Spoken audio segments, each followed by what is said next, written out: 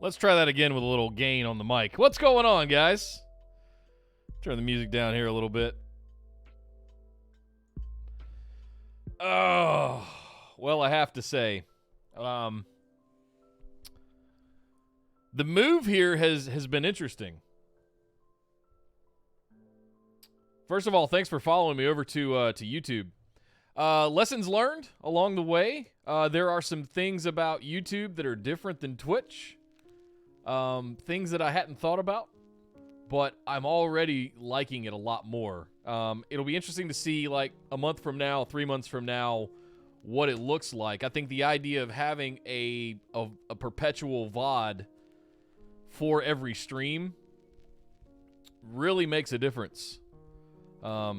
Versus what you got on Twitch, which was, it kept it around for 14 days. And then, now once you make partner, I think it keeps it around for 60 days. But even then, it goes away after 2 months.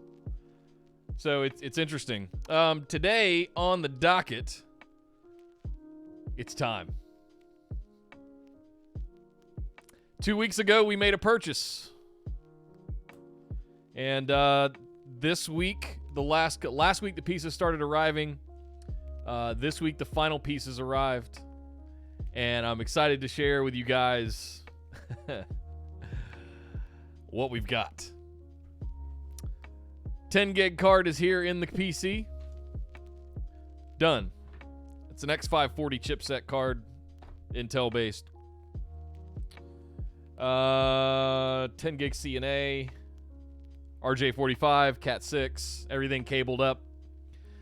The 10 gig switch from Microtik is installed and barely configured. Like, I've intentionally not done anything because I wanted to do it here on stream with you guys and have that as a video.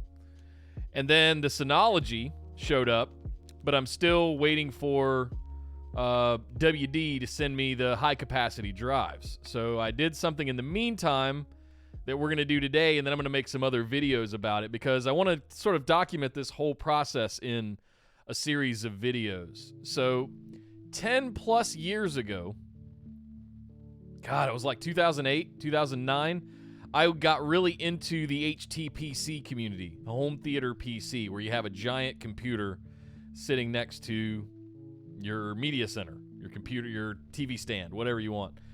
And this was all before, really before Apple TVs, I think. It was really before PlayStation and Xbox became sort of media hubs. We were still ripping DVDs and Blu-rays and playing them through some means with a mouse and keyboard on your coffee table, and people that got really fancy would do it. But anyway, I had built a giant rig that was originally, I put an Adaptec RAID card in it with dual controllers, and it had 10 1 terabyte hard drives in it. Huge case, put out a ton of heat, made a ton of fan noise, and even quietened down as much as I could get it. It was still too loud. I eventually turned that into a FreeNAS box. Just basically wiped Windows and installed FreeNAS on it and used it as my first real home NAS. That wasn't a storage array that sounded like a jet engine, right? So I've still got those drives. The case has come back and forth across the country from California to North Carolina 4 times, and it finally took enough of a beating. It was so big, bulky, and heavy. It took enough of a beating that it broke enough things to where I just stripped it and tossed it. Stripped the fans out of it, stripped the PCBs out of it for USB interconnects and things like that, and yeah, it went in the trash. But I did still have the 10 drives laying around. So 1 second, I wasn't prepared.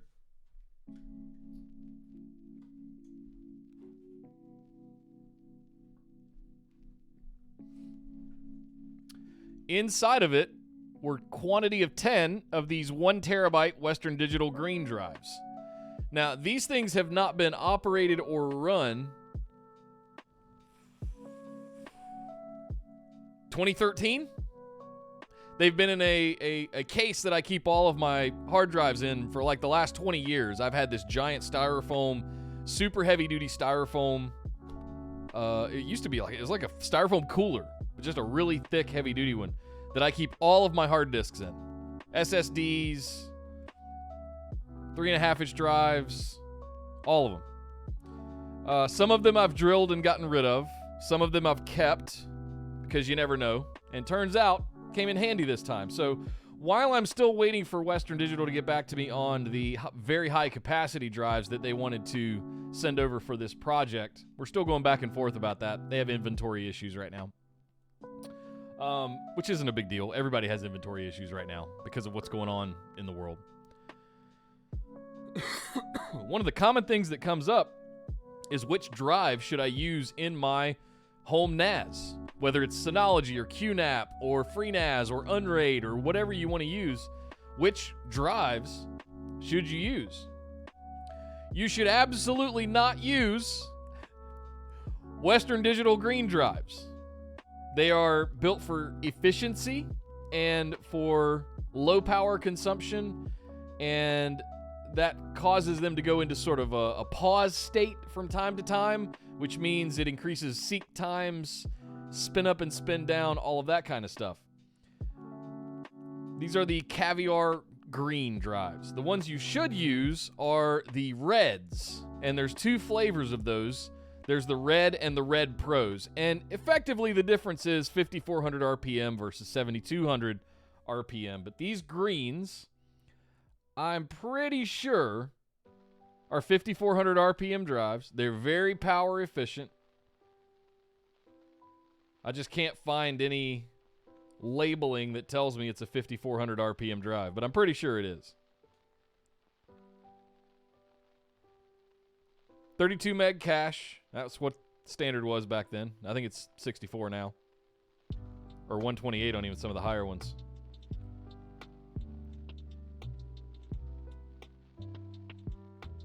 Yeah, all right. So I still had 10 of these guys laying around. One of those popular things that comes up is, what drives do I use in my home NAS? Well, a lot of people start with the wrong things. So, what did I do? I took 8 of these 10 and put them in the new Synology, because why not? Here's what I wanted to go over. Once the new drives, this way we can already start working today. It gives us a baseline to work from. We can show performance benchmarks and things like that. We can do some Blackmagic Design speed tests. We can do all of that stuff. It's not going to hamper the performance of the transfer so much. A little bit, but not much, because it's not really under any kind of load. And the other part of this is I wanted to show upgrades. I wanted to show how with a Synology 8-bay device, you can not only change out disk by disk and hot swap them, and let the RAID rewrite itself. That's part of the functionality of the hybrid RAID that they have. And we can do that one at a time, and I'm going to make videos on that. But I wanted to at least get started today with 10 gig, show you guys some of the initial performance. Then we're going to work on jumbo frames. We're going to work on setting some bonds. I found a couple of pieces. I've got to buy a couple more SFP modules. Little things like that. But just to give you guys an idea, let me get switched over here. Excuse me. Let's fire up.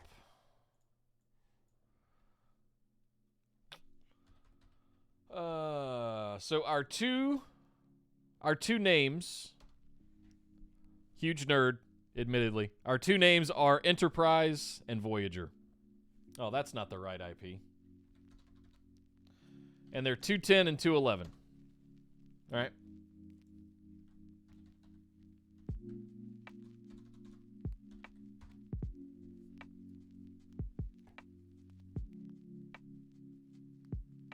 Come on. There we go.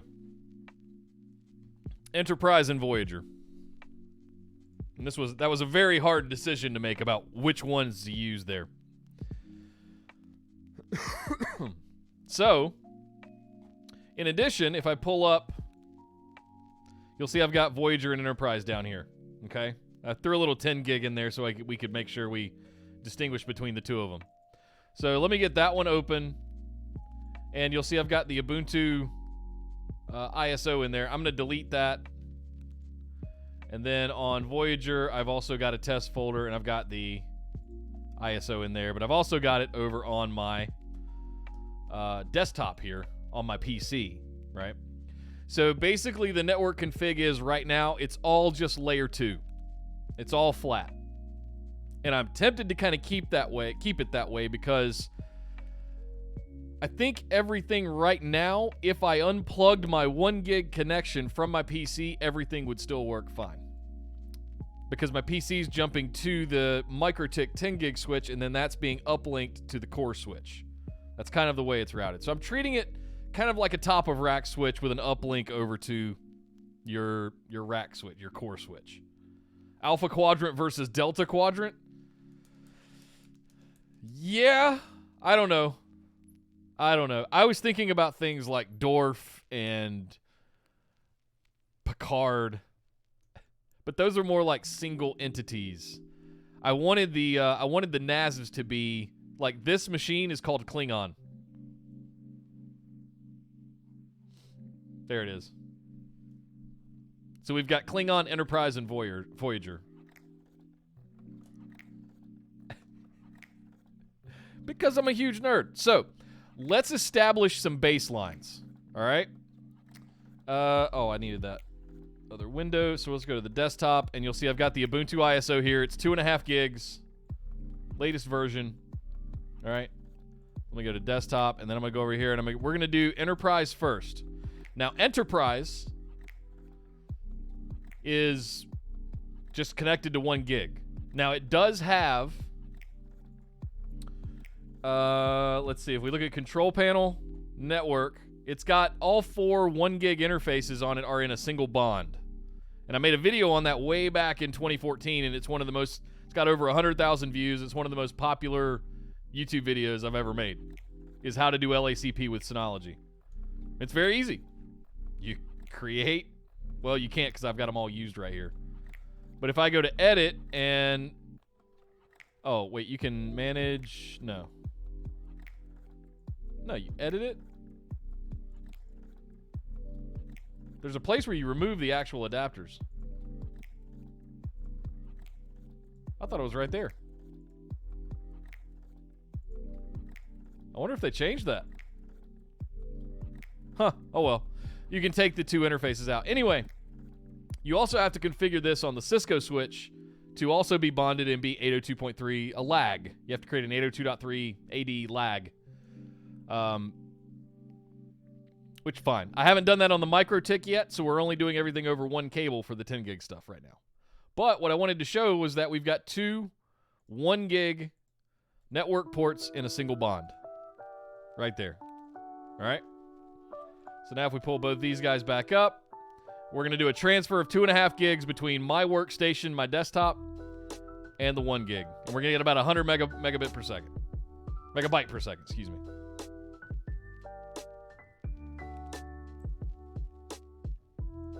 I'm also streaming 10K bitrate right now, so it's probably going to be a little bit slower. But just wanted to set a baseline here so that you guys can see that. It's pretty steady. I'm pretty happy with that, how flat it is. There's not a lot of jumping around. Good network, right? Good cabling, good switches, all that stuff. Very happy with that. Now,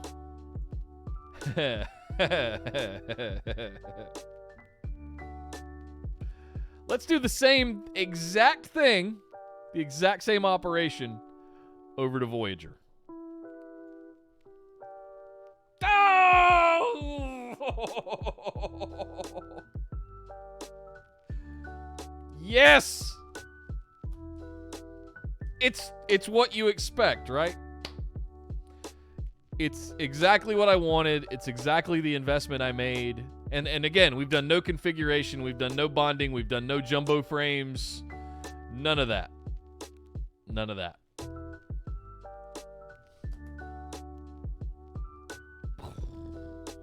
It's amazing how fast connectivity can change your life. And super fast throughput.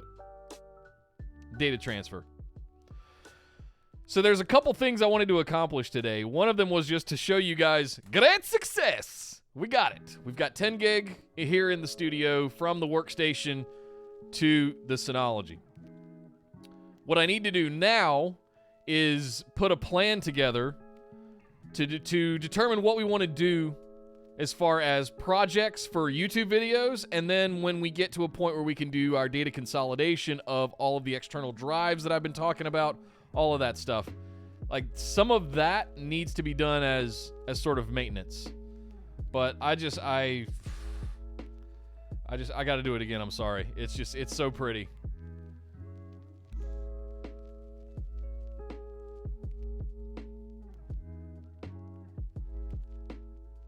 Oh.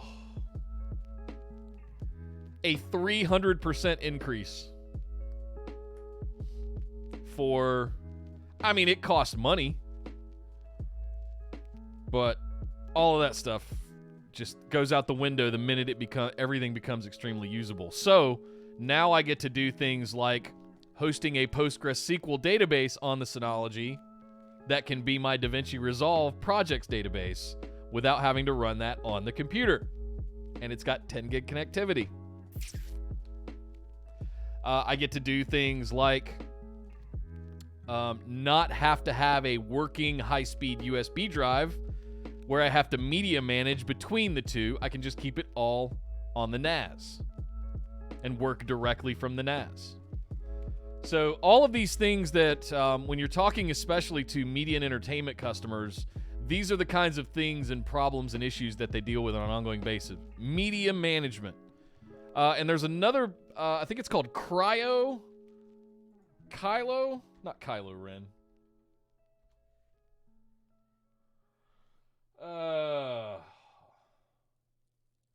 Linus Tech Tips was talking about it the other day when they were evaluating whether or not to keep Adobe or not.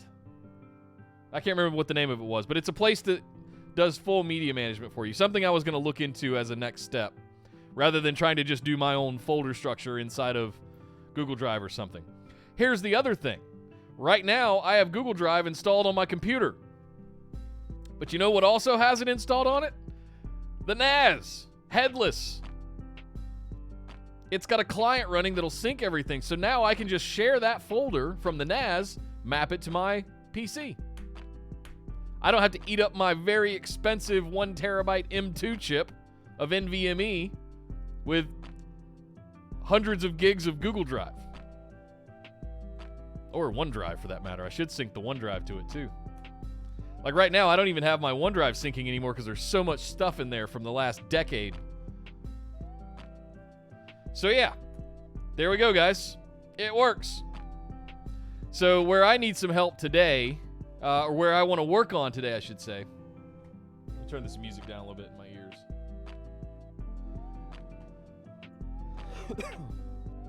What did I... Oh, I did that as 201. Oh yeah, and the switch is called Nebula. Cause I'm a huge... I thought it was. Maybe it is admin and the host name or the... Yeah, there it is. Yeah, fine. So there we go. There's the...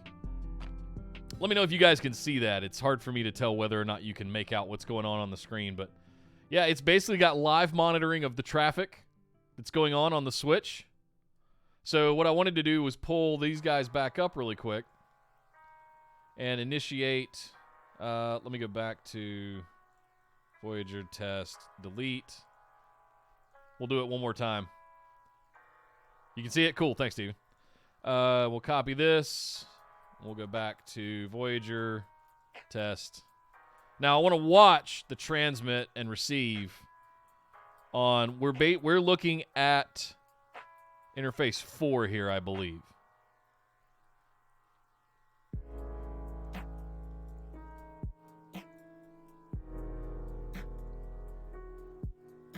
Ooh, daddy. Ooh.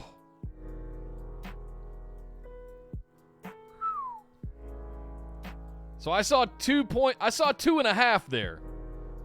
And that gives me pause, and I'm wondering if that's the jumbo frames limitation. So again, we have a baseline, right? We know what we're working with. There's things that we need to change and reconfigure. I know nothing about this switch. I am a former CCNP, so I know my way around the network, but that was almost 20 years ago. So I know my fundamentals, but there's a lot of new things that have come along, like MPLS, like LACP and things like that. And this is a brand new switch UI that I have never used before. So if there's anybody out there that has used the Microtik switches, I would absolutely... I know Kirk, our coworker Kirk, uses one. And I'm going to be picking his brain to see what he's figured out about them.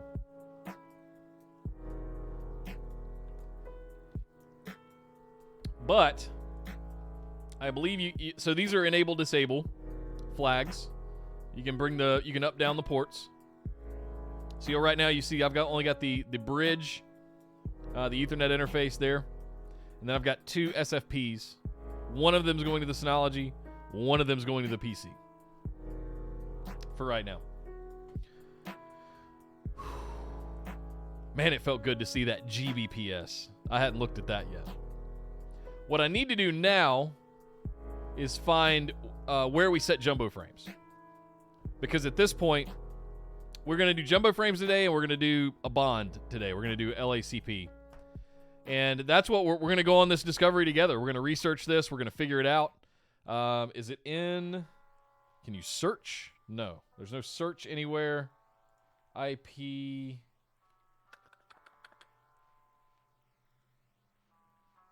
Pool? No. Tools? No. So, meshment? No. So, this is where we need to... It's not VLAN. Bonding. That might be it.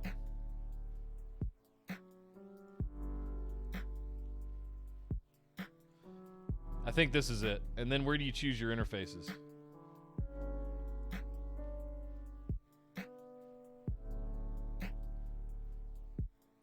Oh, this song's depressing. Let's get rid of that.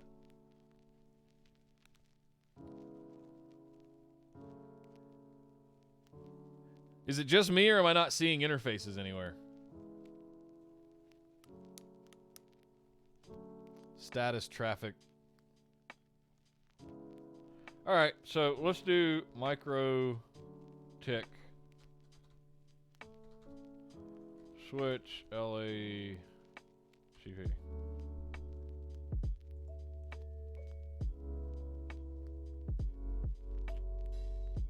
So it is interface bonding. Oh, it does not create an interface with a larger link speed. Creates a virtual interface to get, yeah, that's load balance traffic. That's what I want. Lag interfaces and load balancing. That's what we want. Yes. Yes.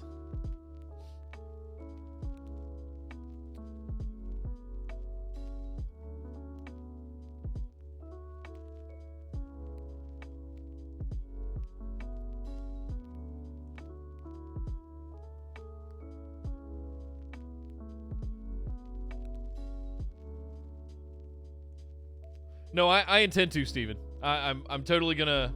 So you make a good point. Let's go back to the actual interfaces themselves. I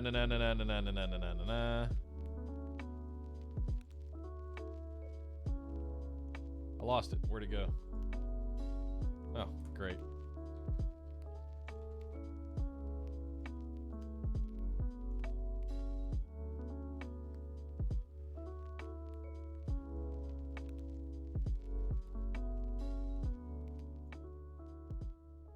Oh yeah, let's check on this.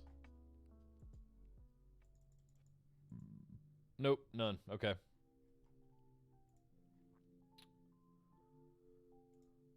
So both of these should be set to, what is it, 9,000? Let me do a Microtik switch jumbo frames. So some Cisco switches you have to set it at like 9142 or something like that, and I want to make sure. Router boards.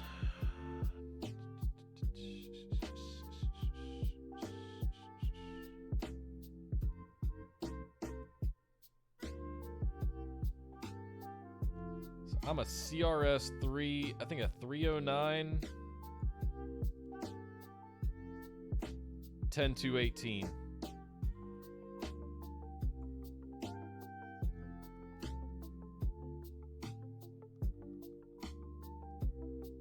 Yeah, see, 9124. That's what I was worried about. Some of those, like on NetApp arrays, sometimes you can just put 9,000 in there. But you have to make sure it's the same as the switch. So if you've got a certain kind of switch that requires a certain setting for your MTU, you have to make that the same on the other devices as well, and it just turns into a big mess. So let's use 91. Nope, hang on. And then I have to come back here and set that on in Windows for this device, which we'll figure out how to do. Because I've never done that in Windows 10.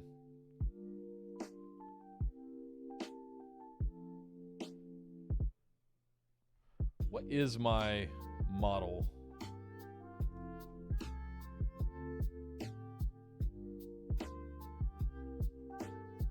There needs to be like a dashboard.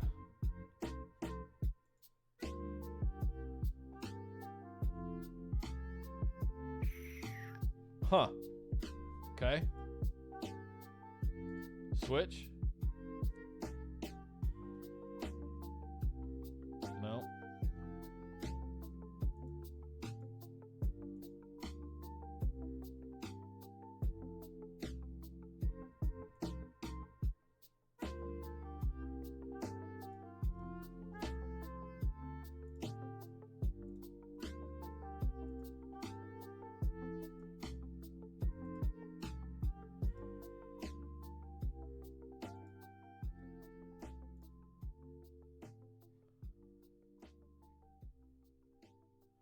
Okay, there we go. 1592. Oh, max. Okay, so 10218. So we could set it.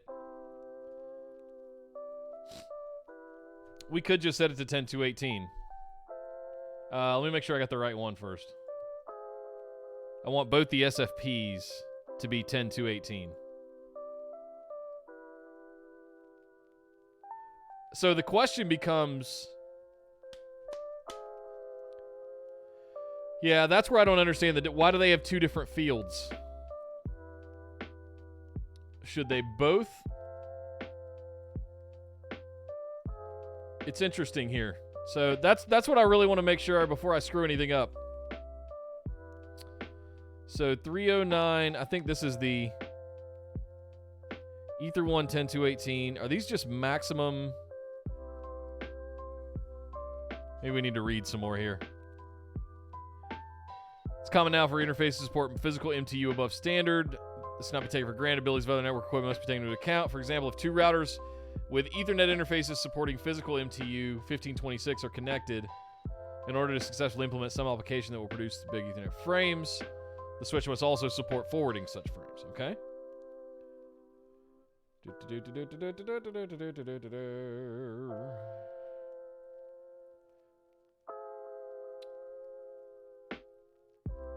We see in the interface menus added for all, okay. Yada, yada, yada. Some of them support configuration of L2, okay. This will allow users to check if desired setup is possible. Users will be able to utilize additional bytes for VLAN and MPLS tags.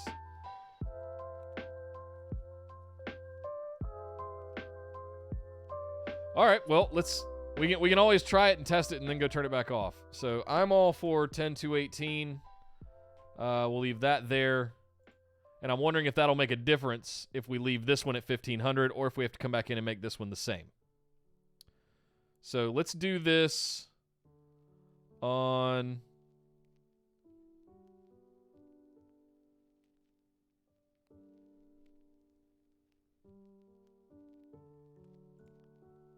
Loop protect. Do you have to save? Oh, apply. Here we go. Okay. And then we'll go okay. Now how do I go back? Interfaces. 10.2.18. Okay. And then we'll do this one. 10.2.18. Apply. Okay. All right, so those are there. This is the Ethernet port, uplink port, to the core switch, which I might be getting chopped off a little bit jumping through that. So the second phase of this looks like a max of 1 gig. Where are you seeing that? Where are you seeing that max of 1 gig, Steven? The Ether 1 is the only 1 gig port on the switch. These two are SFPs with Cat6 plugged into them. They're the only two ones that have SFPs in them. And there's 8 of them. So 1, 2, 3, 4, 1, 2, 3. Yep. So these 8 right here are all SFP plus. What it was advertised as?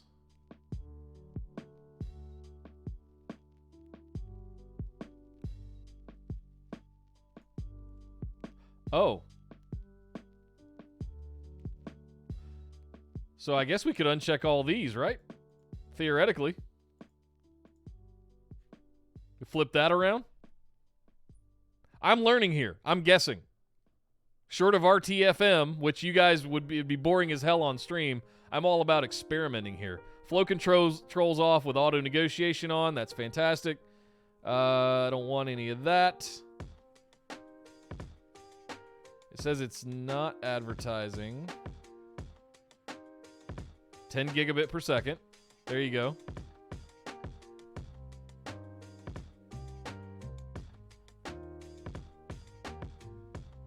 Now let's just switch this too. All right.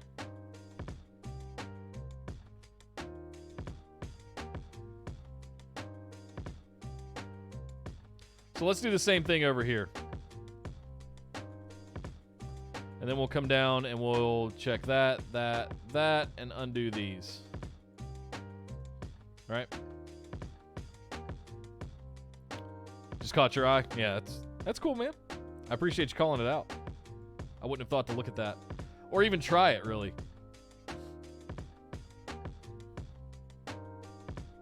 So now we got 10.2.18. max. And just with that change right there, let's see if that made a difference. So I'm going to delete this from Voyager. And I'm going to go back and grab it again. Copy. Let's see if that made any difference right there.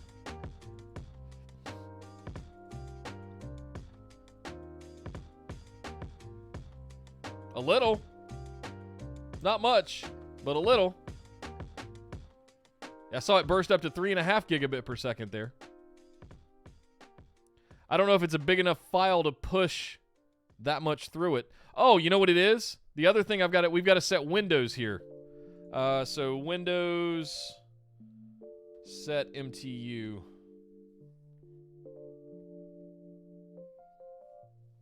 So it's a NetSH.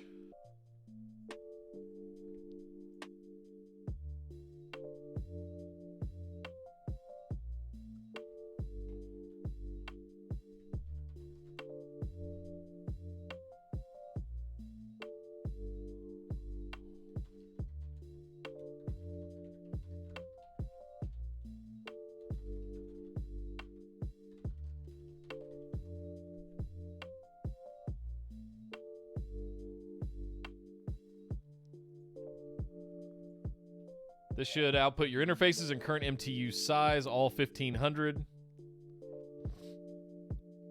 Remember the interface name. Okay, so let's go look at Device Manager. And network and adapters. No, it's probably going to be under network. Internet settings, Ethernet, change adapter options.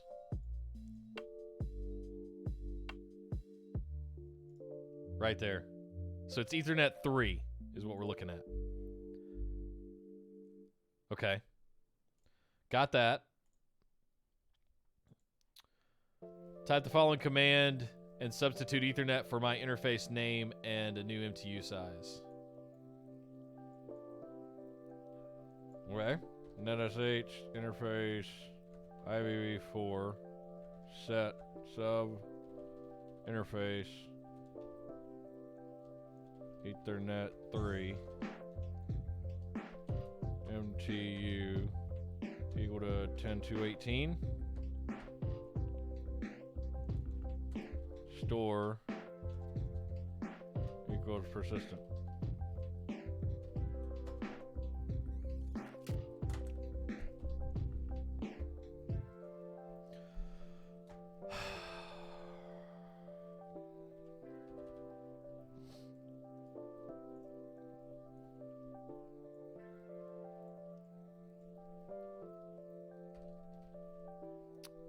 I guess I gotta just do this.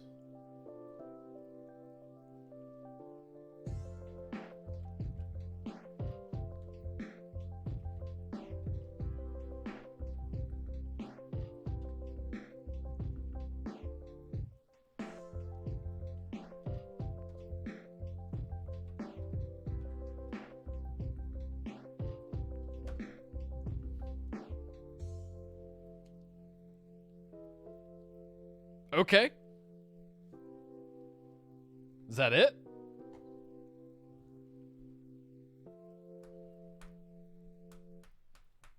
Let's try it again. We're going to delete it. This poor Ubuntu ISO is getting abused. Copy. Voyager. I want to pull up the interface here again.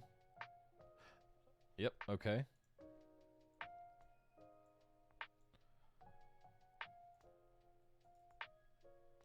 All right, so we're watching these four right here, these two columns.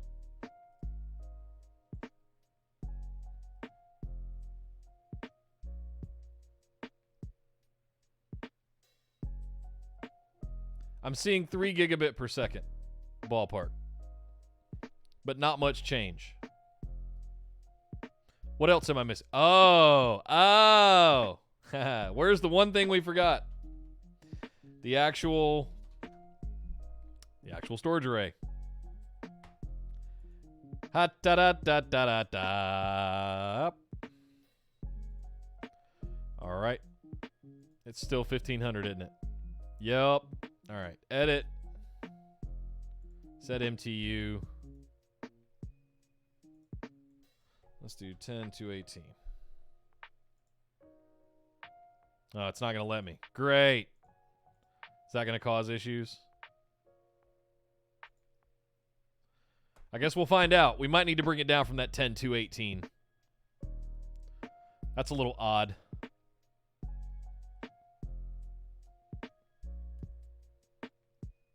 So let's see what happens if we try to move something between. We might have to retroactively go back and downgrade down to like 9,000 again. But let's just see. Let's see what happens. Every step along the way now has a 9,000 or greater MTU.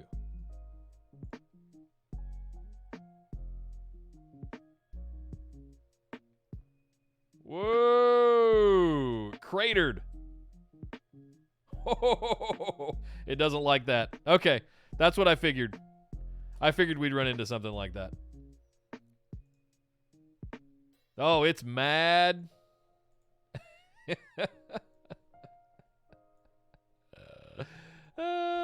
I figured it'd be mad. All right, so let's set these back to, let's just put them at 9,000. Apply. Okay. Set this one 9,000. Apply. Okay. Then we got to go back to the Windows command. Same thing. 9,000. Okay. So we got the switch ports, we got the Synology, and we got Windows. That should be it, right? Let's try to paste it again.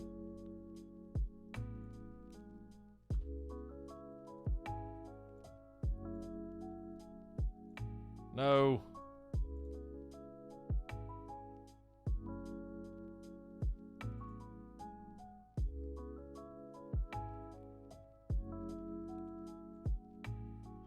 All right. I wasn't watching that time, so let me do it one more time. And I know this is boring as hell for me watching me copy and paste a file, but I really want to see this transfer.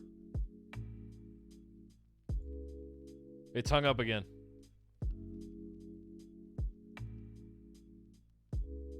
Huh.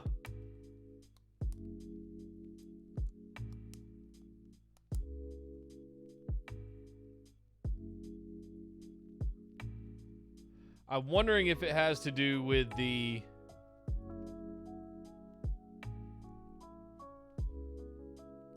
I think I need to set the switch back to its max, or at 9124. Yeah, I think the switch needs to go back to its max. 10.218, 10.218. Apply, okay. What happened? There, it's fine.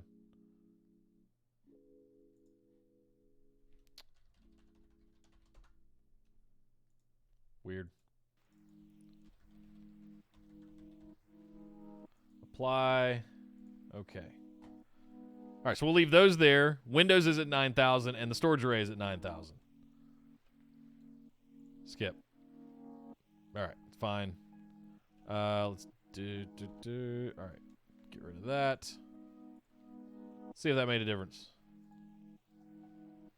Yep. Okay.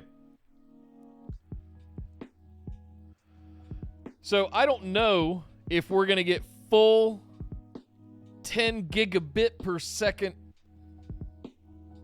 throughput. I think we can monitor the megabyte per second transfer, but it's almost hard. I'm trying to think of a way that I could line speed test that connection. I know there's tools out there, but it's tools I haven't touched in a really long time.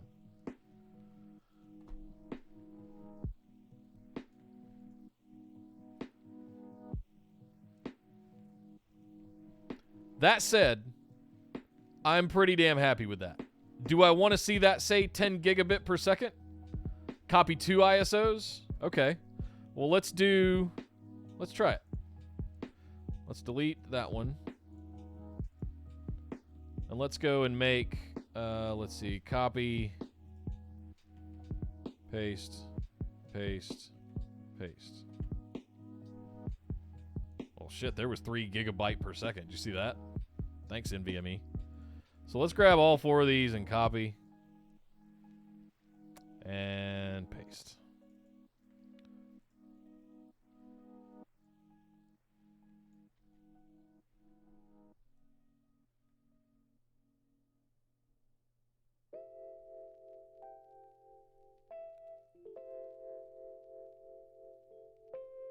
I mean, that 300 plus megabytes per second, I ain't mad at that. At all. Would I like it to be up more around 500? Let me do my loose math real quick. Yeah. But I ain't mad at that.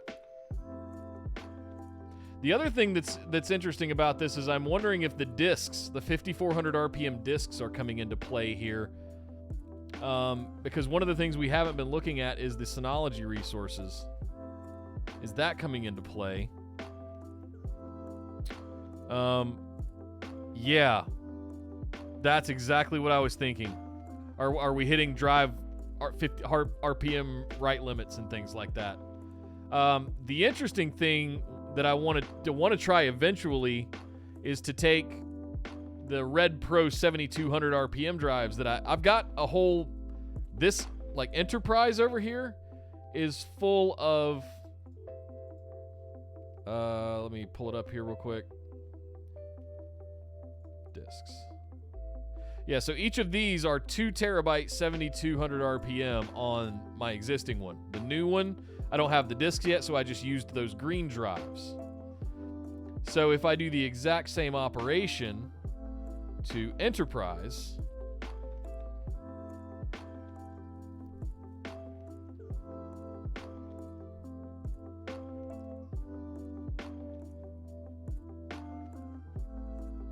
like it's going to take a minute, right? But it's only pulling 100 megabyte per second.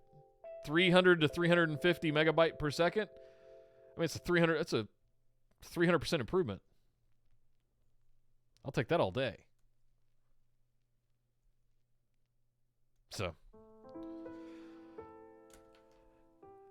but I'm left wanting more, and I don't know if that's justified or not. I'm not sure where that top end is. And I don't have a way of testing the different drive types, like you said, Steven, without completely shutting them both down and doing a full migration from one Synology device to the other, which is the plan eventually. But what I wanted to show was some additional stuff, like upgrading the drives themselves without having to completely overhaul the data, swapping out one drive, letting it resettle itself, restripe to the new drive, and then you just do those one at a time. And it takes time to do that. It'll be a fun time-lapse video to make.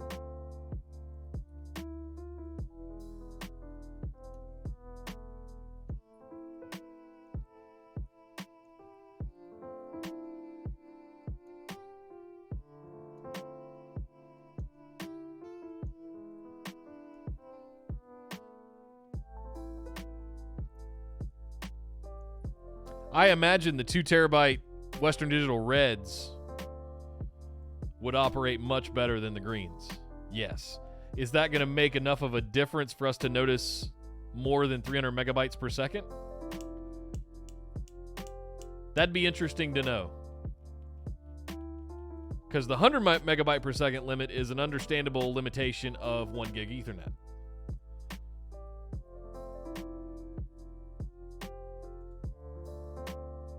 But I don't know if something's not configured. Like, I'm ecstatic that I see 3 gigabit per second transfer rates. But I ordered 10. You know what I mean? It's one of those things where it's like, I'm not sure if I'm getting shortchanged or not, kind of gut feelings.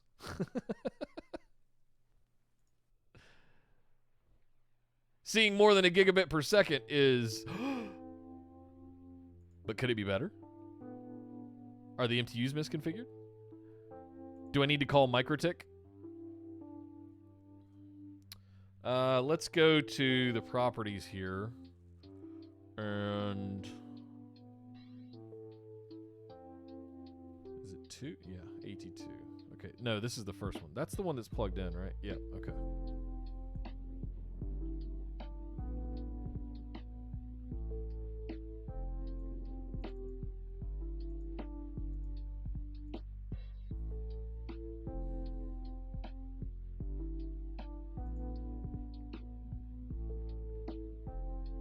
You know what I wonder?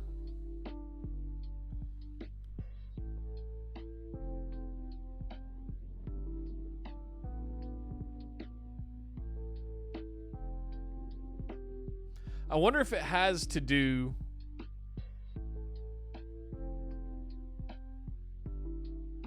I'm scared to unplug my 1 gig or disable my 1 gig Ethernet in this computer because it might be what's sending out the stream. So that's something I'll have to test later tonight. If I can just send everything out over the 10 gig Ethernet card.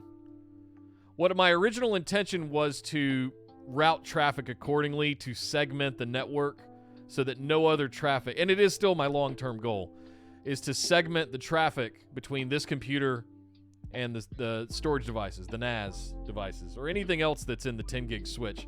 Just have them all segmented. But I would still need access to the Synologies from other devices, like for Plex, to the Apple TVs, or sharing Plex with other users. So I've got to figure that, and I can still do that over 1 gig. The 1 gig, 2 1 gig. So that new Synology has 2 1 gig and 2 10 gig. So putting each of those 4 interfaces, 2 and 2, in a bond. So you have 2 bonds, 1 1 gig, 1 2 gig, or 10 gig. And sending them to different switches. That was kind of the intention. Keeping everything separated. You gotta keep them separated. So that might require a little bit of hacking around. You didn't do the copies in parallel, they went one after the other. Really? I guess you got a point. Okay. Let's I hear you. I hear you, Eric. Good point. Really good point. I'll delete those, get them off there. And let's go back to Voyager. And I'm just going to do paste, paste, paste several times.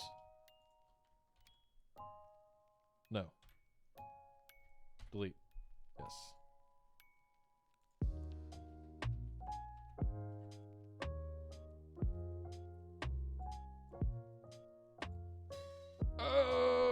Nope, almost.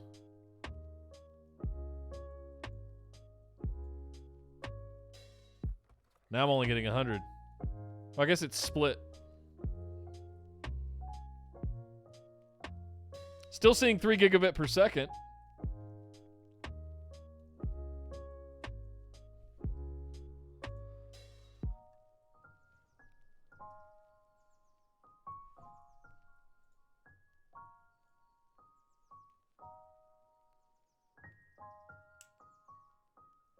And it cratered. We'll see if it kicks back up here at 50, 50, 50. All right, that's fine. We can kill these. Cancel.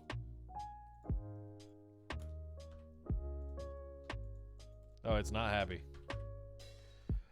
Hopefully it doesn't lock up my computer and kill the stream. I thought about that too, Eric, but if we do them in parallel like that, it's just going to segment the traffic. Now, if I had two Ethernets in a bond going out to the switch in another bond and had some link aggregation going on, we don't have any of that yet. It's one cable right now. Yeah, I'm sitting here I'm doing the same thing. So, what I don't want to dwell on right now today is I don't want to get hung up on this. I want to hope that it recovers. Oh, there we go. Whew. I was scared I was going to have to kill the stream there. All right, so what I'd like to do today, and this is hard to do publicly out on the internets as on stream, is get organized a little bit. I want to take a look at everything I've got going on the Synologies. Let's leave the networking configuration as it is. I'm probably going to call in a phone a friend on that one. Not my area of expertise. Like, I can do layer 2 switching all day, but man, when it gets into some of the routing and things like that, that's where I want to tap out. So I've got somebody that I can call that will do that in 30 seconds. What I would sit here spending 2 hours trying to figure out. All right, so we got Voyager and we got Enterprise. So I don't want to put a lot of data on Voyager yet because it's going to basically get wholesale replaced. Because remember, it's got a bunch of green 1 terabyte drives in it. And what I want to show essentially try to do is simulate drive failures to show you guys how you get a new drive in. You simply pop it out of the array, pop the little clip-on covers out. There's no screws. Pull the drive out, put the new drive in, pop the clips in, slide it back in, and watch it restripe. Works a lot like RAID DP. It's RAID 6. It's all double disk parity RAID 6 at the end of the day. With each has their own little set of nuance.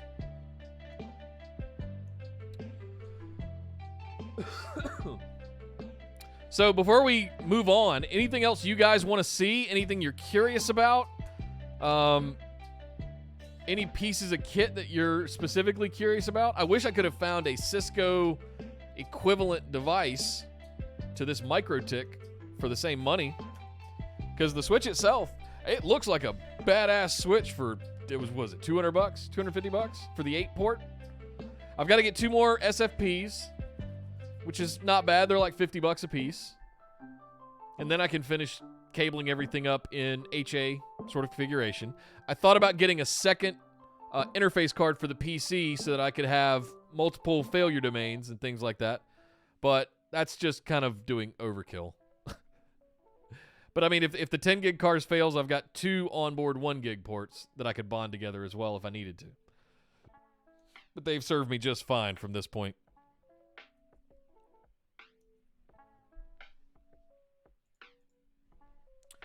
So now, guys, it's really about talking about what I want out of this.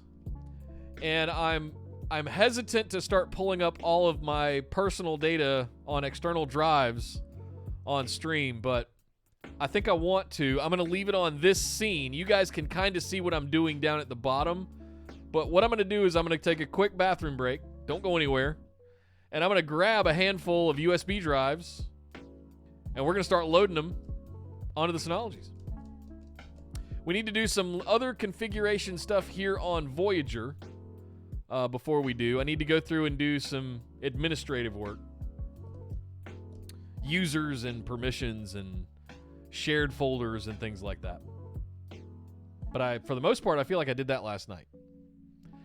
For me, I typically, like if you look on Enterprise, I have 1 real shared folder. Where is it? There's a lot of stuff on this, but I have 1 shared folder, and it's called NAS, and that's what I mount everywhere. Plex is Plex, and it has its own thing. Crash Plan is still on here. That needs to go away. All kinds of backups. What's in Home? Homes? Plex, yeah. So I've got a copy of Google Drive in here, which has got all of the same stuff that's in my Google Drive, right? So this is what I was talking about earlier. If you look at them side by side, let me flip this over again.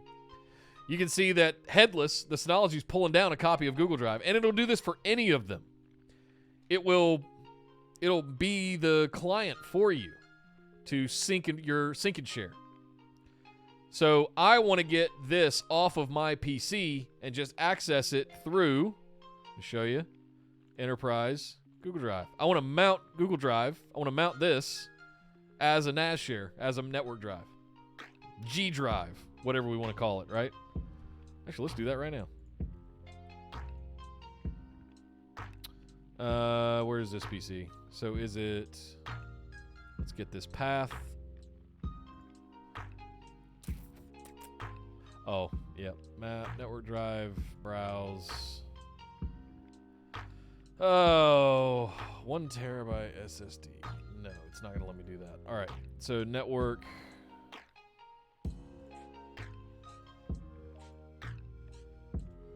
Oh, Windows, you vex me.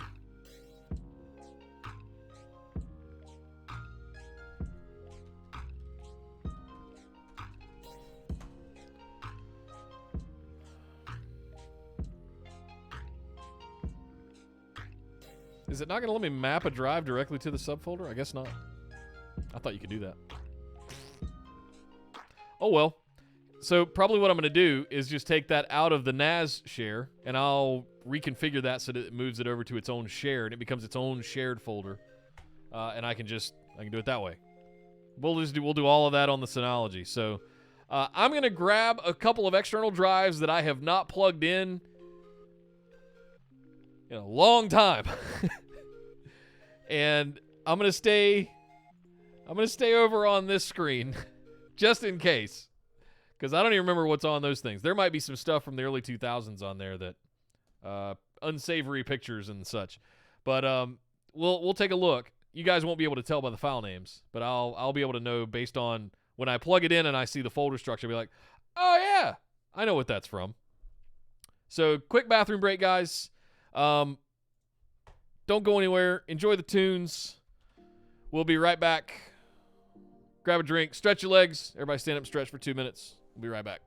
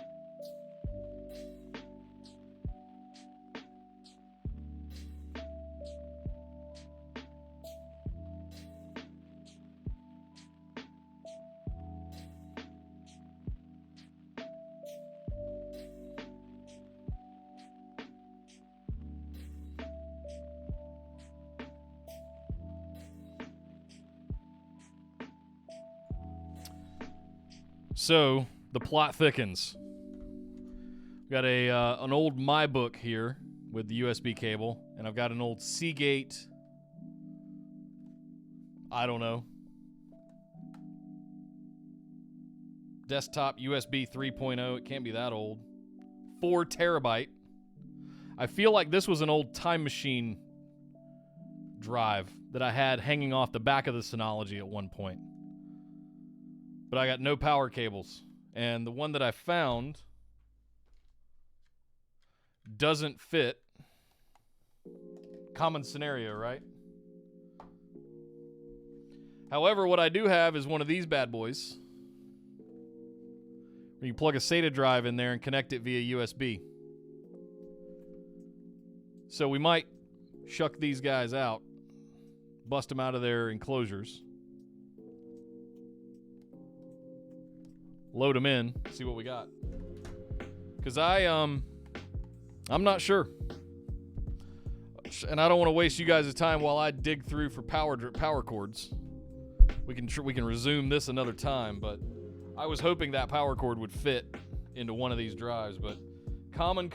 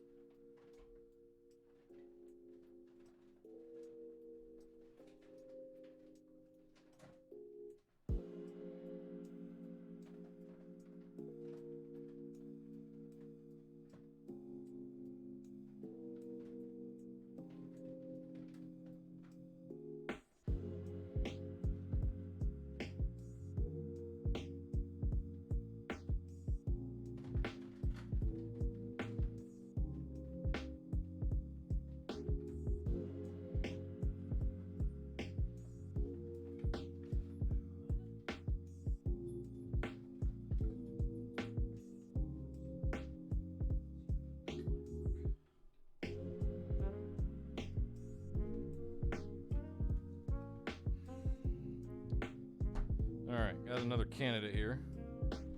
Oh, that one fit.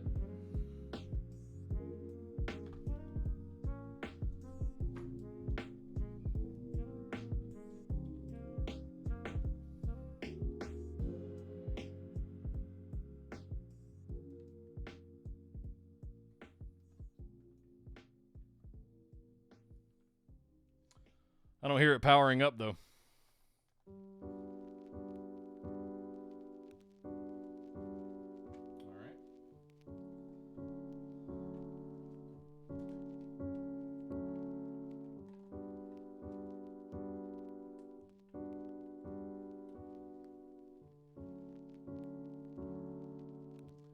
That one did, however.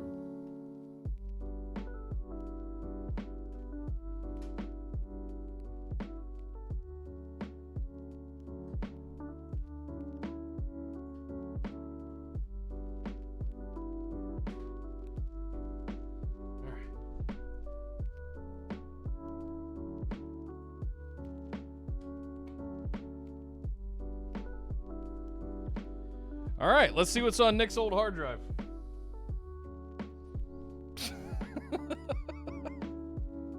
This is kind of fun, digging through the treasure trove. USB drive. Oh, come on. It's completely empty? Oh, man.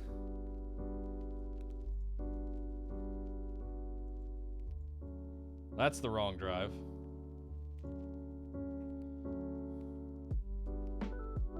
All right, well, hang on.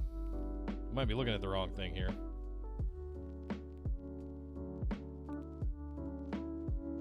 That's my 1 terabyte SSD drive. It's the 2 NAS.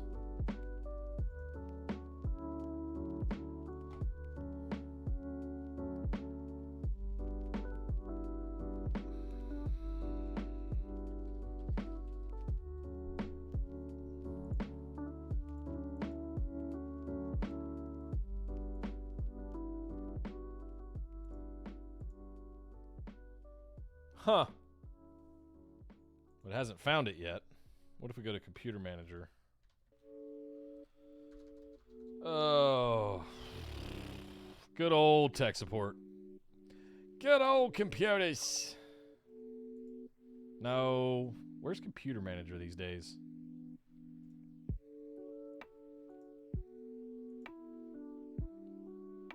Help me out, guys. Where do you get to Computer Manager now? Or Disk Manager?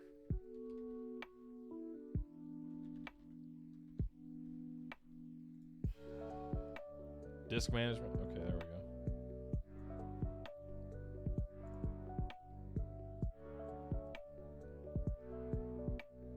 I have no idea what that is.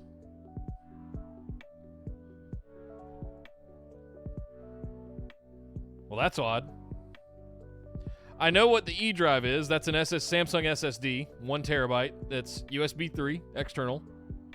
This is my NVMe drive, my M.2 drive in the computer, 1 terabyte. This one though, 60 gigs.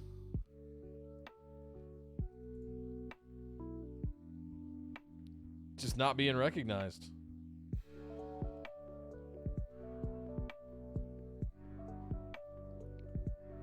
Interesting.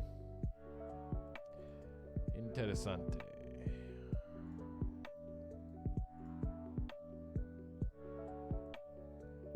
There's literally nothing on it.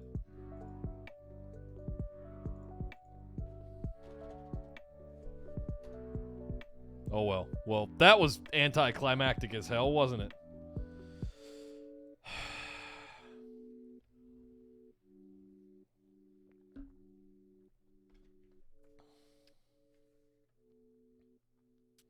Let's try something different. Let's eject.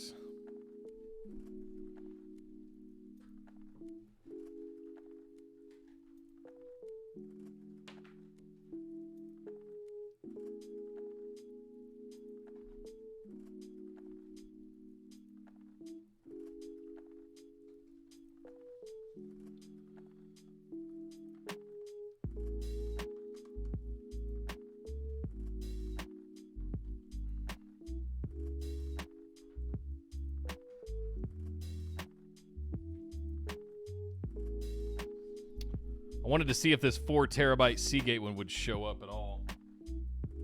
Maybe I just don't hear it. Oh, it did that time.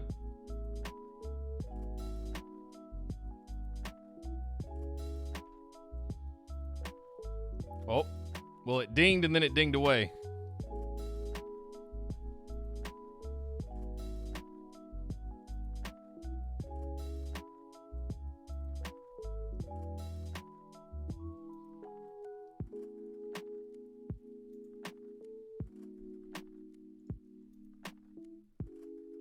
There it is. It didn't give it a... Did it give it a drive letter? No.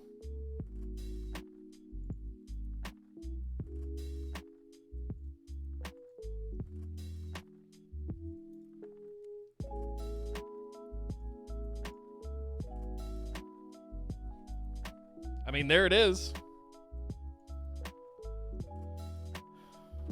How do I get the sumbitch to mount? That's the $1 million question.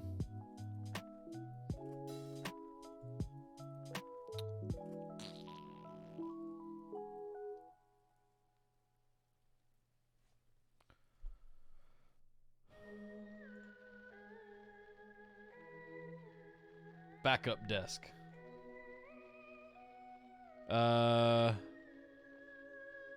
Yeah, it's not even showing up.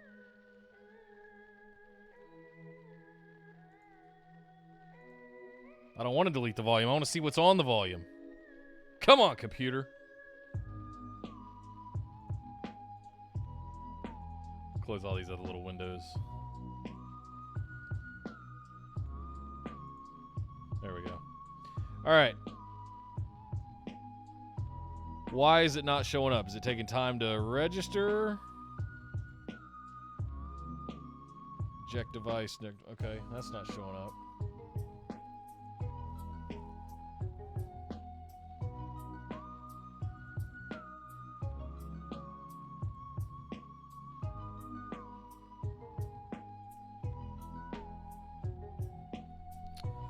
Well, I thought this would be fun. This is not working out the way I thought it would.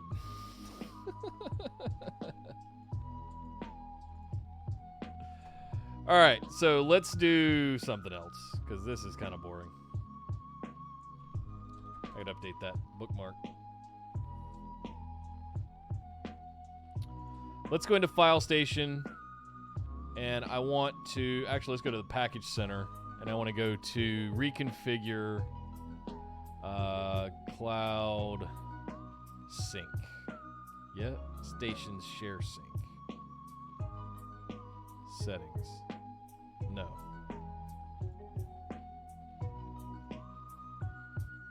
There it is. Client list should just... Oh! Well, that can go away. Unlink. So, the Synology has its own, think, local network version of a Google Drive or OneDrive or a Dropbox. They call it Cloud Station. So think of it like you can have multiple devices on your local network, and you can even extend this out externally through a VPN and things like that. But I need to turn this off.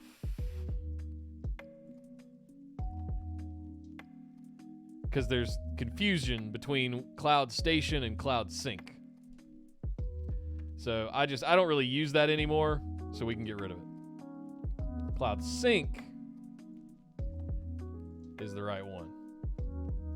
And there's Google Drive. So here's what I want to do. Let's put some 7200 RPM drives to work. So I want to create a new folder, and I want to call it Google Drive. No. Enterprise.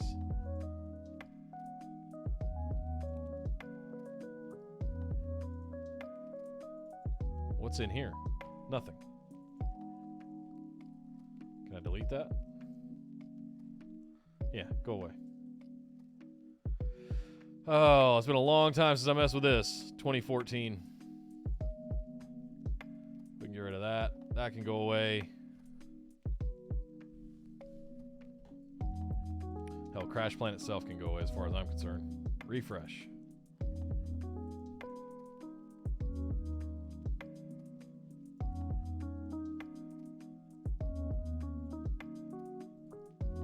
Delete.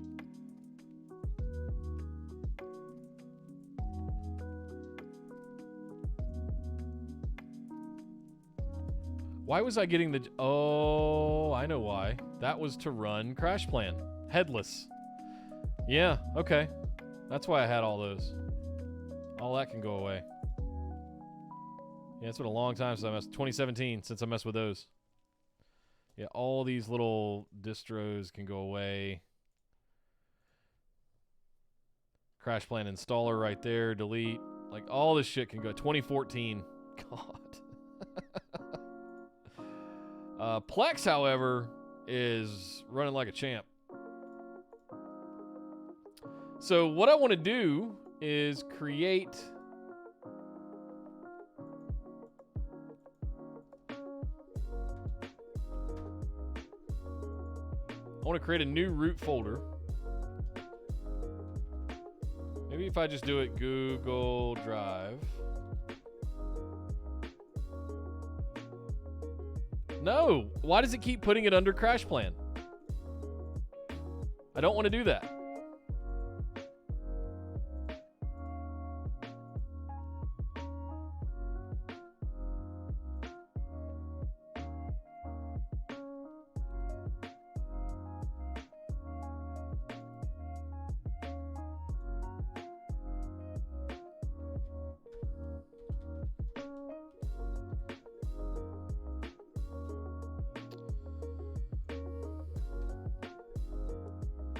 It did it again.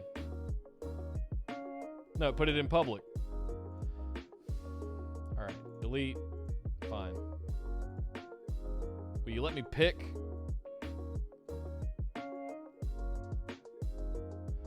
What in the hell is going on here?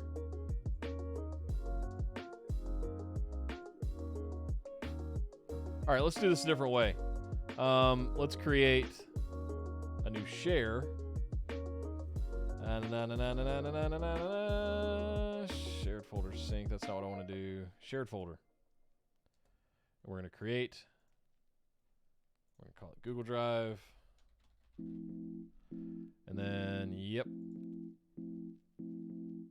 Oh, available capacity 4 tera. Okay. I was scared there for a second that I might be over on Voyager. All right. So we don't want to hide that. We don't really want to enable the recycle bin. That's fine. Next. Don't want to encrypt it.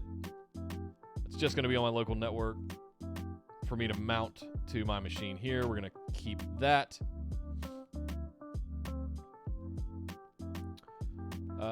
Yep, all that looks great. So now I'm going to go into Cloud Sync, and I'm going to pause syncing. I'm going to unlink it.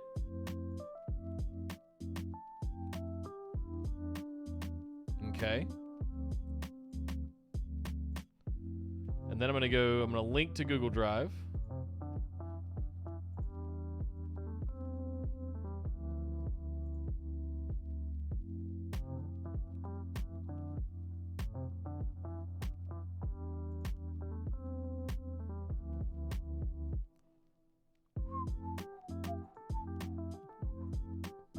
There we go.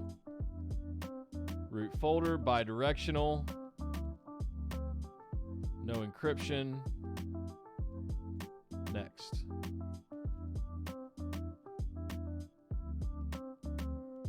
Apply.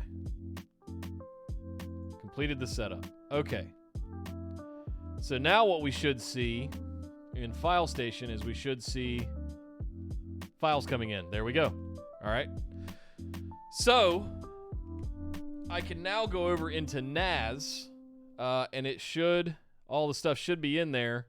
But once we have it synced and mounted, I can just delete that whole folder out of NAS without it deleting the things out of my Google Drive. So let's see how long that's going to take.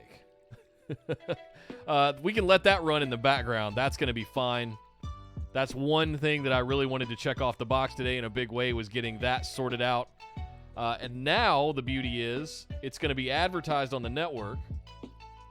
So I should be able to go whack enterprise, Google Drive, map network drive. We'll just call it the G drive, which kind of call it that anyway, right? G drive there. And now what I can do is I can turn this off, quit backup and sync from my local PC.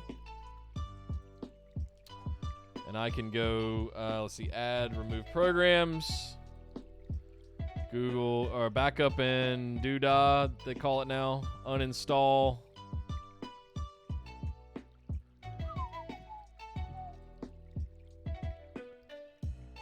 So now I can uninstall this, safely delete all of the data from my personal computer, the whole Google Drive folder, and then just access it directly from the G drive over 10 gig Ethernet.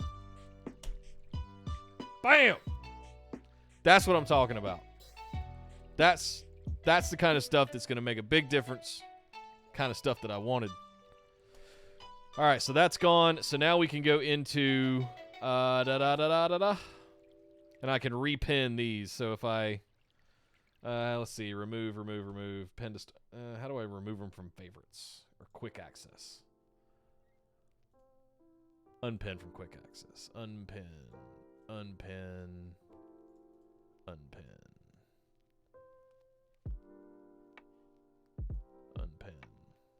don't ever use these. There we go. All right. So now I've got the G drive. It's syncing up. That might take a few hours because there's about 100 gigs in there, I think. 100 gigabytes of stuff. So now I can come into my local drive, Google Drive, and just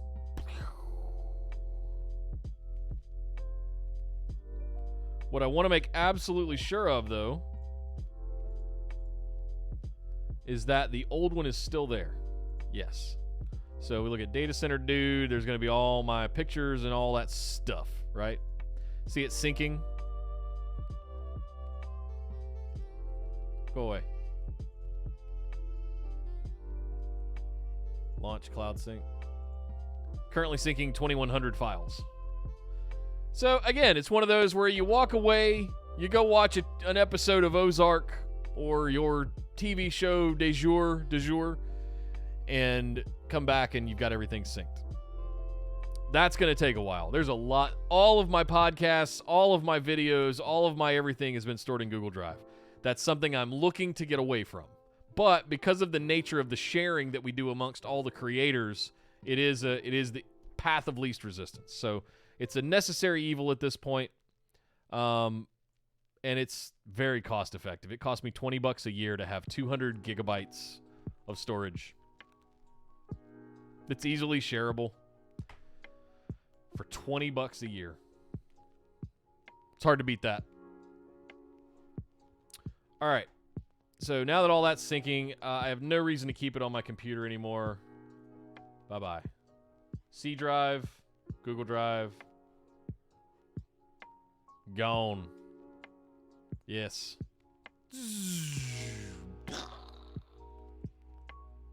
And there's 100 gigs of free storage. And thankfully, since I didn't have the backup Google Drive client running, and I've got another copy of it already on my Synology in that other folder, I can now look at how much space I've got on my NVMe drive again. Oh, it's so nice. I've got another 100 gigs free. Now the interesting thing is, can I come back over here to Cloud Sync and go add? Does it support OneDrive? Microsoft OneDrive. Can I authenticate?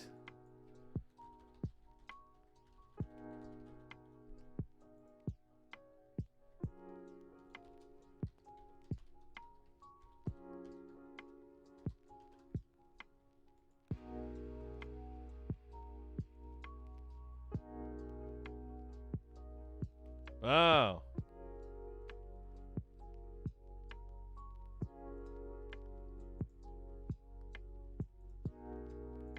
Okay.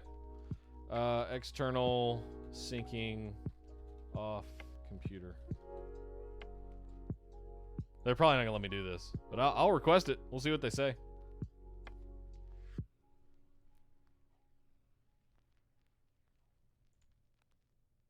What's another one I've got? Dropbox? I've got Dropbox. We can do Dropbox.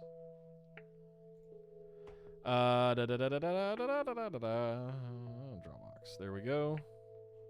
See if I can remember my credentials here.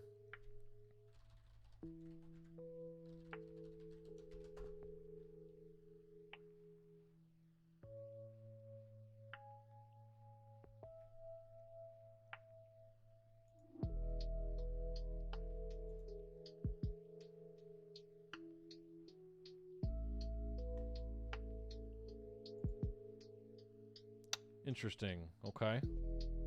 So let's create another one. Create Dropbox. Don't need the recycle bin.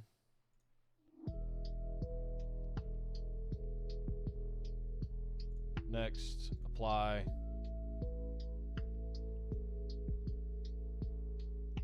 Okay.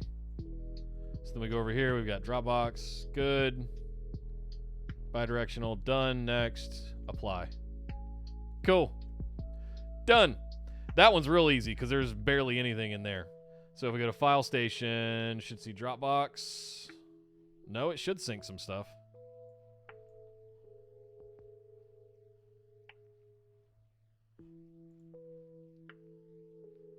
There we go. That's probably stuff. Well, I'm not embarrassed about it now.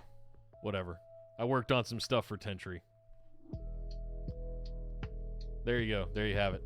Exposed. Dun, dun, dun.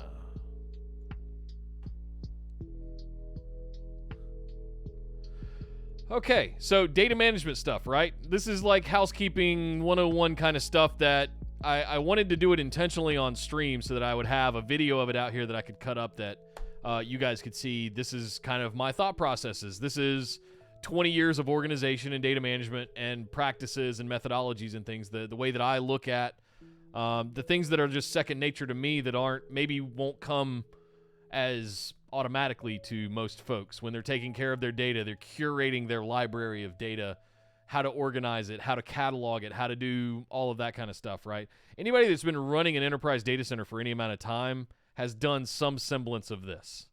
But I walked, as a contractor early in my career, I walked into too many houses that were unkempt. And it was always one of the first things I did when I would sit down to evaluate a new contract opportunity with the client. I would sit down with them and I'd go, I would like to look over your data map. I'd like to look at your data footprint, your folder structures, your organization. And then if it was terrible, I'd say I'd like to add an a la carte item on to work with your team to teach some data management fundamentals. And usually they would find duplicates of things that would save them a ton of storage. This was all before deduplication was all the rage, and now we just really take it for granted, right? You could find, there were tools where you could find, and search strings you could use where you'd find 200 copies of the same spreadsheet spread out across multiple home directories and all this stuff, right?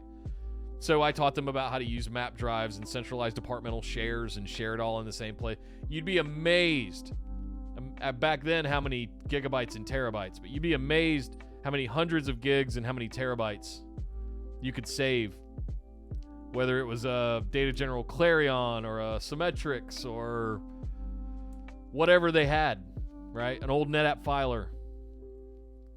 You'd be amazed how much space people just misuse because they just don't do simple housekeeping.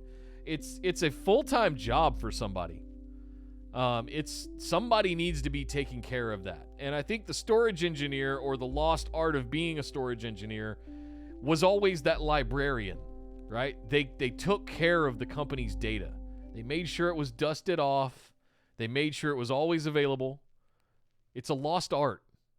And now we just kind of take it all for granted and throw it all together and be like, storage array will dedupe it. But I look back on it as a fonder memory. I like being organized.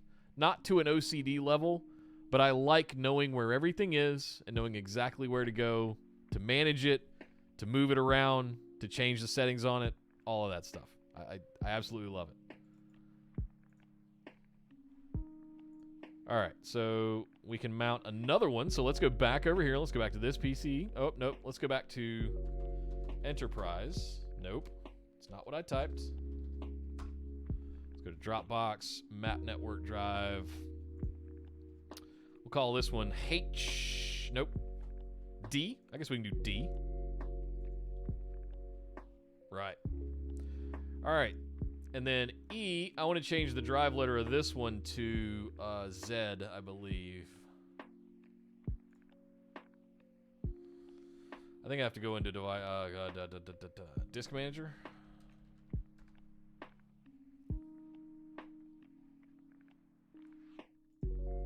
Change drive letter, yep.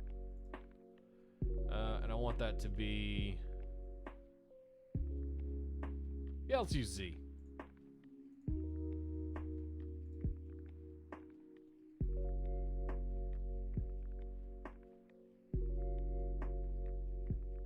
Okay.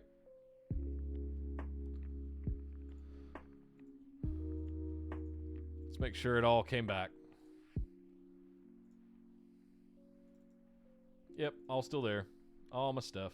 I can't wait to get all this, like this 1 terabyte SSD is one of the ones I'm looking forward to getting off of the computer and start working with everything natively from the NAS, now that the 10 gig is in place. So got all that sorted out. Let's pull the Synology. Why do I keep closing my tabs? There we go. File station. Nope. I want Cloud Sync. You can see it's still going up there. There's all kinds of stuff in the Google Drive that I need to go through and clean out. So we've got Google Drive, Dropbox. Hopefully they allow me to do OneDrive. That would be really cool. What else is in here? Do I have any of these other things?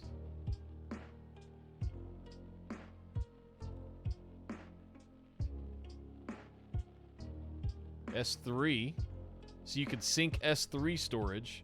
That's pretty cool. Google Cloud Storage. Azure Storage. What is Amazon Drive? I hadn't heard of that one yet. Is that their version of Google Drive?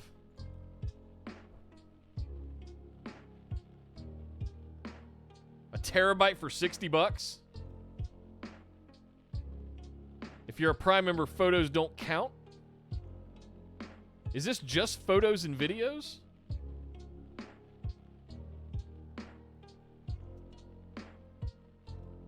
Oh, they're emailing me already. Welcome to Amazon Photos. No! Leave me alone! Oh, here you go. Oh, okay, so they want all your photos and videos so they can do scans of it and do AIML and all that shit. A terabyte for $60 a year. So it's just photos and videos. It's not ubiquitous storage.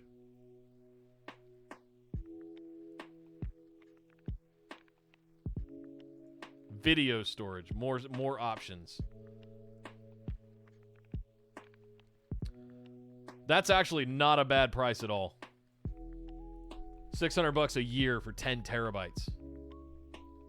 If it was more than just photos and videos, but this looks like it's just photos and videos. Like, I don't want anything to do with that.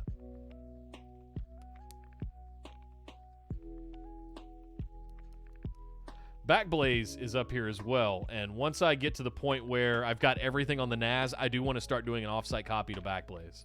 Something that I've been looking forward to for some time. So it was kind of waiting on this project first to get everything consolidated into one place, and then we're going to take a full sync of the Synology, send it up to Backblaze. Yep.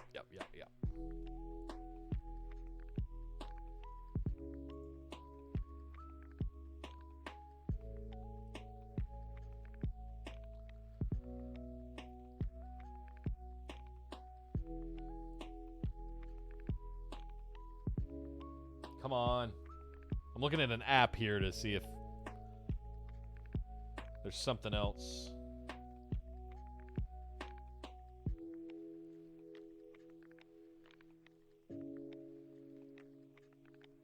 Nope. Okay.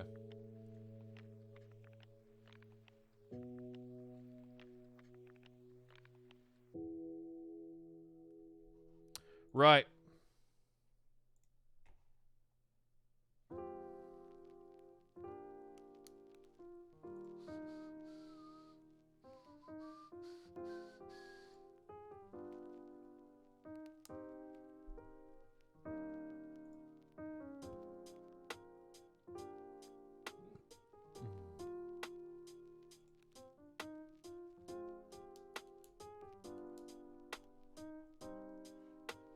Okay, Dropbox up to date.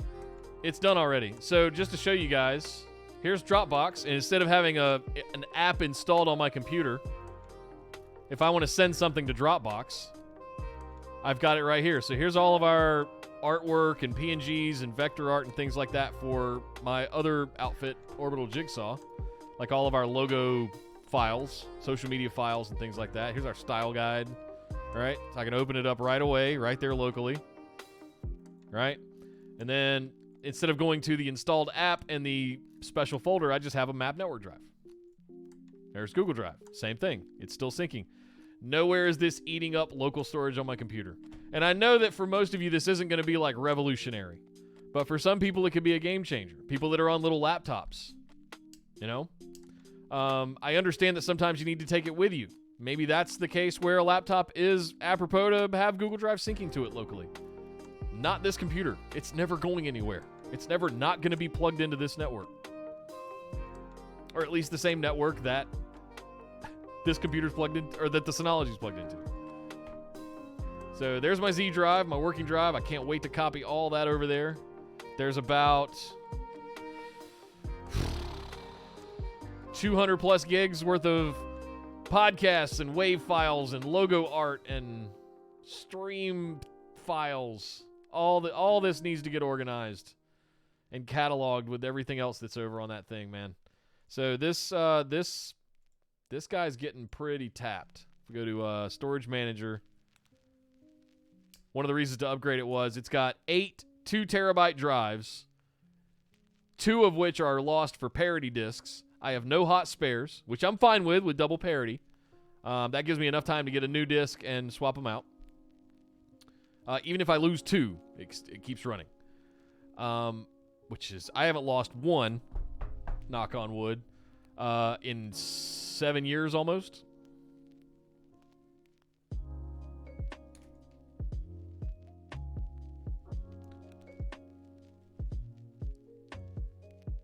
So SHR, Synology Hybrid RAID with 2-drive fault tolerance.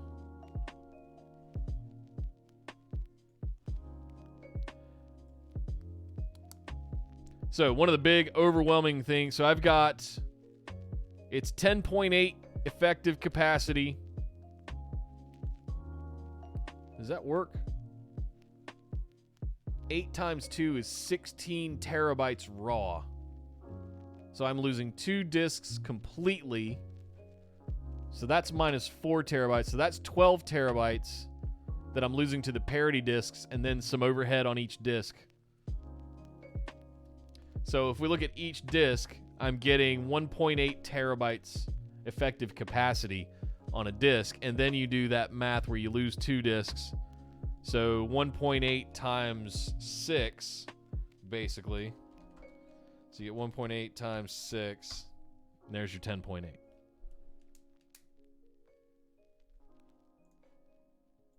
So 10.8, why did I close that? Damn it, Nick. So 10.8 effective, I've used 7 terabytes. There's probably a lot of stuff in there I can get rid of. And that's just something I'm going to need to do this weekend off stream, so I'm not bugging you guys or boring you guys with it. But available capacity, 4 terabytes still. I love it. This thing, I cannot rave enough about what a... Yes, was it at a massive investment at the time? Yes. It was about $2,500. It was $1,000 for the device. It was another... God, you do 8 times. Another almost $1,000 for the drives. $300 for the switch. Various cabling and things like that over the years. Yeah, it's $2,000 to $2,500 investment. You'll never regret it. I promise. You'll never regret it. I'm going to have a bunch of links. I'm going to build a kit to put on my kit.co/Nick Howell for you guys for like the perfect NAS setup. With the hard drives, all of that. Cables, Cat6 cables, everything. So if you guys want to put one of these together, you have a roadmap there for you, just tailor-made, ready to go. And you just click, click, click, and buy it on Amazon, and it'll be at your door in a couple days. Be aware Western Digital is having a little bit of stock issues right now. Especially with the high-capacity 10 terabyte plus Red Pro drives. All that stuff's coming from...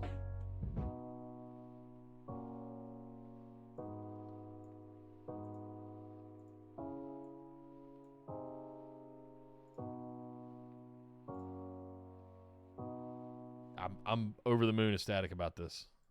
Just the Google Drive change alone is gonna... It freed up so much space on my NVMe drive. Massive, massive, massive change.